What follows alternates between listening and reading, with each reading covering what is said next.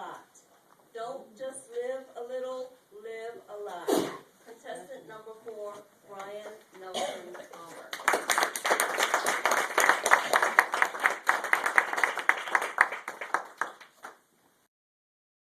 3 steps is all it takes to not just live a little, but to live a lot.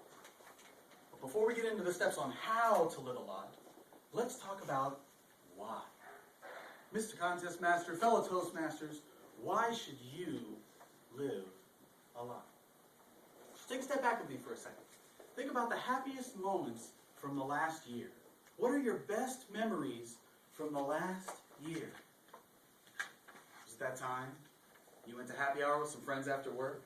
Those friends met up with some other friends, and then you all decided to go karaoke, and you ended up getting a standing ovation from the entire congregation for the most rousing, masculine rendition of the song, "I'm a Barbie Girl"?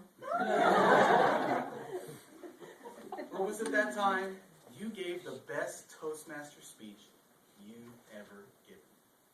You nailed it. You rehearsed it at home in front of the mirror, you got up in front of that group, and you delivered it perfectly. Even the evaluator couldn't come up with not one thing that you could have done better. You walked out of that meeting feeling so good, your chest puffed out a little bit, you're patting yourself on the back, you got halfway back to your office and you realized that for that entire meeting and that whole speech, your fly was wide open. But you felt so good, it didn't matter. God, see, moments like that, that is the stuff that life is made of. That's why you should not live a little, but live a lot. And see, the other thing I think we can agree on is that moments like that don't happen during the daily grind. You know what I mean when I say the daily grind.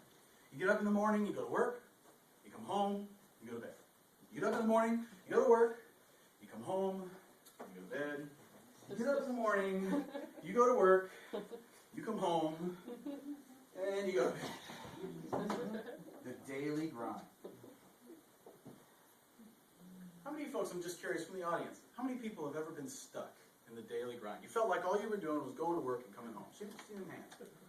Wow. See my hands up too? It happened to me. Earlier in my career, I was offered this amazing opportunity, an amazing job, huge salary, high visibility, a lot of notoriety, and I took it.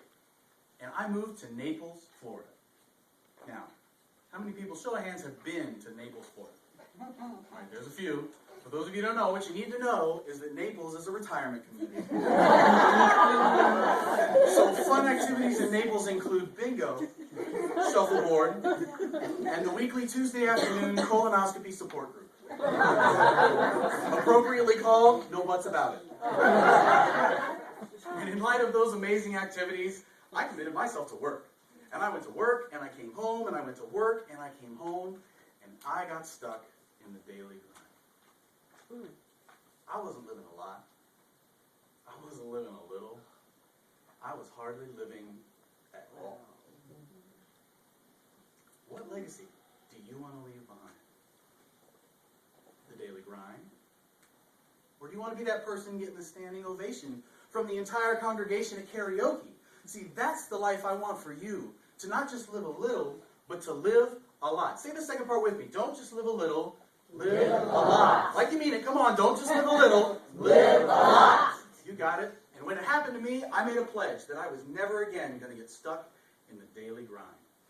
And in carrying out my pledge, I discovered that it only takes 3 steps to not just live a little, but to live a lot. Step number 1. Pick an activity. For this, I want participation from the audience here. Let's all do this together. I need some fun, random ideas of things to do in DC that you haven't done before. Who's got some? Anybody? Fly a kite on the wall. Fly a kite on the wall, paddle boating. Any others? Hang gliding. Hang gliding. I like that one too. You guys got it. You got this. Step number 1, pick an activity. Step number 2, put it on the calendar and make it a priority. See, this is the one that people tend to fumble the ball a little bit on, you know. Because they think, oh yeah, paddle boating, that's a great idea. Or flying a kite, oh, that's perfect, we should do that. And then they kick it down the road, and they kick it down the road, And pretty soon, a year's gone by, and then their coworker comes by and says, "Oh yeah, I just flew a kite with little Johnny on the mall." And you think, "Oh, I said I was going to do that a year ago, and I still haven't done it." Put it on the calendar and make it a priority. So it's not just paddle boating. It's next Tuesday, we're going to go paddle boating after work. Or flying a kite. Shoot, that's something we can do during lunch, right? So I'm going to do that next Wednesday during lunch. Wait, that's a Toastmaster meeting. No, next Thursday during lunch. We're going to go fly a kite on the National Mall. And step number three is 3 magical words that Nike has made famous. And I could not possibly say it any better than they did. Step number 3, just do it. Just do it. You already picked the activity. You already put it on the calendar and you made it a priority. Just do it. And I know what you're thinking. You're thinking, I don't have time for this. I've got a real life. I've got responsibilities. I've got obligations. I can't do this. And that's not what I'm asking. I understand. You can't do 100 of these. What I'm asking is that next week, you pick one activity. Put it on the calendar and make it a priority. And just do it. And then the next week, maybe pick 2. Pick 2 activities. Put them on the calendar and just do them. And that way, when you're 80 years old, and you're sitting in that retirement home, having just won the Thursday afternoon round of bingo, about to sit down and play a rousing game of canasta, and you think back on this year, you think back on 2012, what will you remember? Don't just live a little, live a lot. Like you mean it. Don't just live a little, live a lot.